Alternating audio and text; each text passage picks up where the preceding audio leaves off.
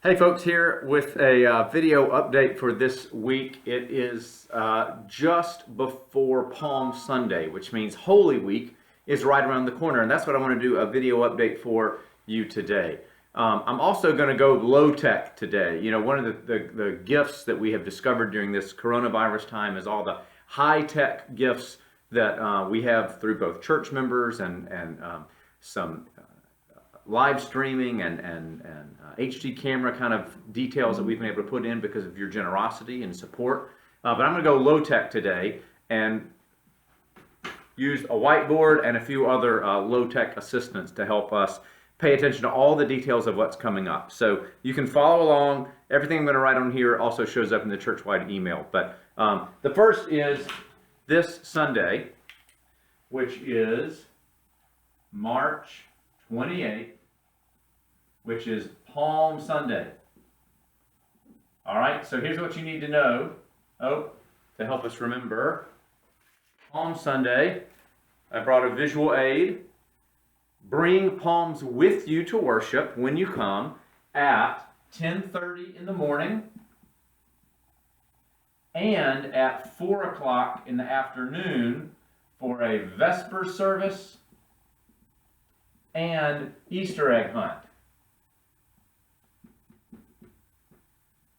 All right, so the 10:30 worship service in the morning, that is our normal new pattern that we've been in for a little while. So live in-person worship, we have a cap of up to 100 people in the sanctuary. And so we in other words, we've got plenty of room for you.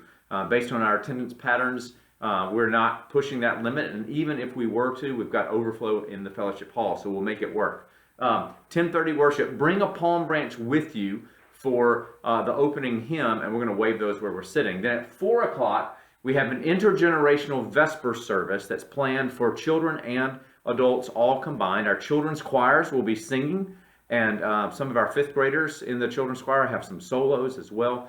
That worship service will conclude with dismissing all age children as well as middle school and high school youth to their separate Easter egg hunts that are going to be going on. All right, that's what you need to know for Palm Sunday. Then, this is the chalice that we use when we celebrate communion in the sanctuary to remind us of Maundy Thursday. That's going to be on Thursday, April 1st. Can you see that? That's kind of faint. All right, I'm going to use a darker color. Thursday, April 1st is Maundy Thursday. And we have a communion service at 6 o'clock p.m. in the sanctuary. 6 o'clock p.m. Lord's Supper, communion service. So here's what you need to know for that.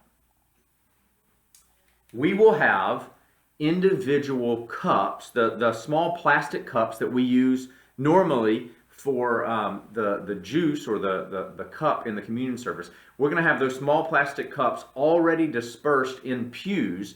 You know, the round holders that go in that are built in the back of the pews.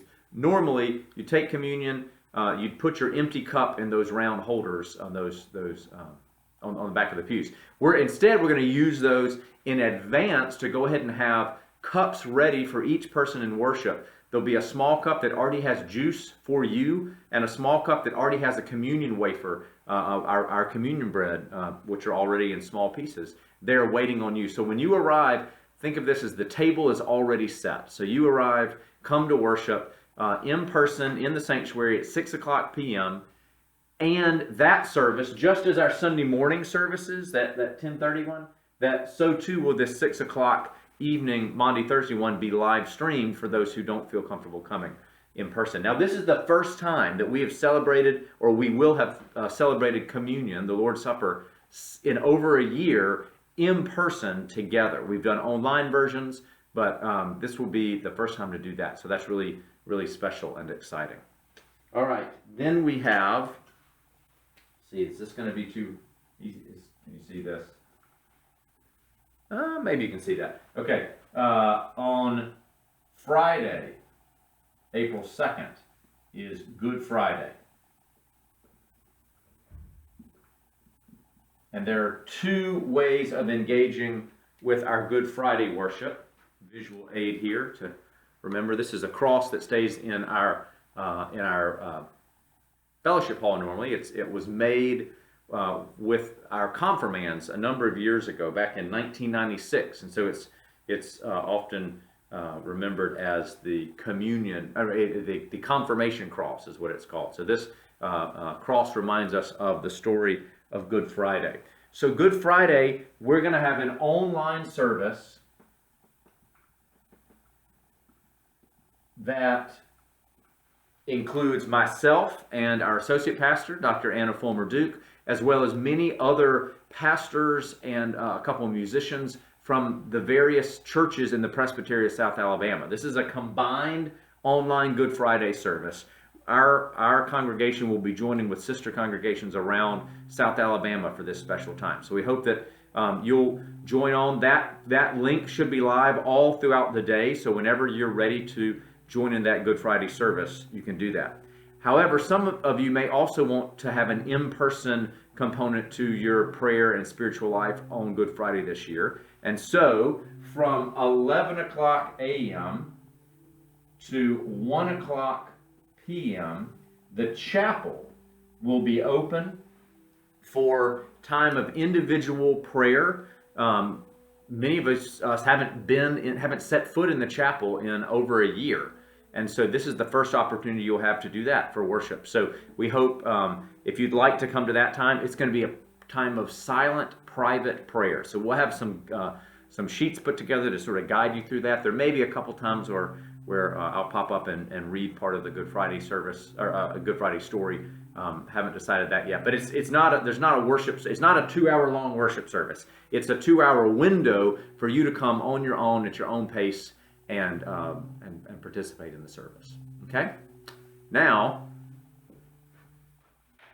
on Easter morning, we celebrate the good news that the stone that was laid in front of Jesus' tomb was rolled away. And as that stone was rolled away, it was the beginning of the good news, the dawn not only of a new day, a new week, the dawn of a new creation on Easter morning. Death had been conquered and defeated, and so without Easter, we have no Christian faith, nothing to pin our hopes and our memories on. And so on, what day is that? That is April 4th. I knew I was going to mess up. Sunday, April 4th is Easter. Let me apologize for my poor penmanship. That has not been one of my spiritual gifts for a long time. So Easter Sunday, and this year we're going to have 2 worship services, 2 opportunities for you to join together. The first will be a 9 o'clock service, and that's going to be indoors in our sanctuary. That indoor service, like our regular Sunday services, including Palm Sunday, and like our Maundy Thursday service, this 9 o'clock indoor service on Easter will be live streamed as well. So we hope anyone who's able to come will come, and it'll be a great time. Patrick Jacobs will be our cantor that morning, providing music. It's going to be a really special time. 9 o'clock service inside in the sanctuary. That 9 o'clock service also will have, for the first time in over a year, a nursery provided. So if you've got children that are 3 or under, age 3 and under, the nursery in the Bullard building will be available for the first time on Easter morning for the 9 o'clock service, not for the other service. So in order to spread people out and to make sure that we're not exceeding our capacity, we decided a long time ago we're going to have 2 worship services on Easter Sunday. So after the 9 o'clock service, indoors, weather permitting, we will have an 11 o'clock a.m. service. And that's going to be outside. Outside for a number of reasons. One is so that we don't have to worry about how many people show up. We don't have any capacity limits when we're outside. The other is, as we did, the only other time we've done this really, well, we've done it a few times for our Vesper services, but you'll remember that on Christmas Eve, we gathered outside, masked and distanced for a worship service, in particular so that we could sing. Then we were singing Christmas carols. This time we'll be singing Easter hymns. Jesus Christ is risen today. Hallelujah. Our triumphant holy day. Hallelujah.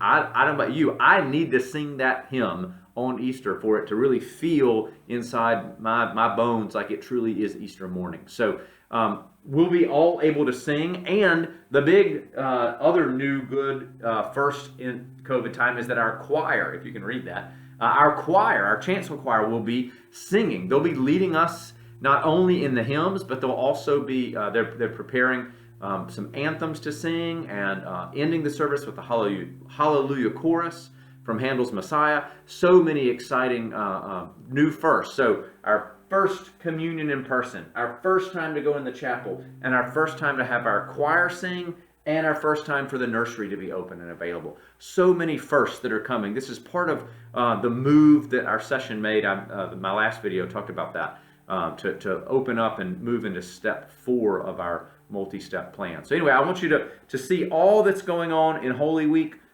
Much cleaner and clearer graphics with some of these same details can be found on our Facebook page, on our website, and in our church-wide emails. But I just wanted to talk through it with you. And also, I hadn't had a chance to use a dry erase board in a while, and that's always part of my teaching pattern usually. So it's been good to kind of brush that off a little bit as well. So thank you for this little bit longer video, but there's a lot to share. I want to make sure that you know about all the details, and we'll see you Sunday or Thursday or Friday or next Sunday or all of them, whether you're here in person or worshiping online. But we want you to know that all of these services, with the exception of the Good Friday service, all of the online, all of the rest of the services happen in person for those who feel comfortable being here and who are not in a high-risk category. And even on Good Friday, there's the open chapel time. So there's an in-person component to every one of these special days. All right. Thanks, folks, and we'll see you later.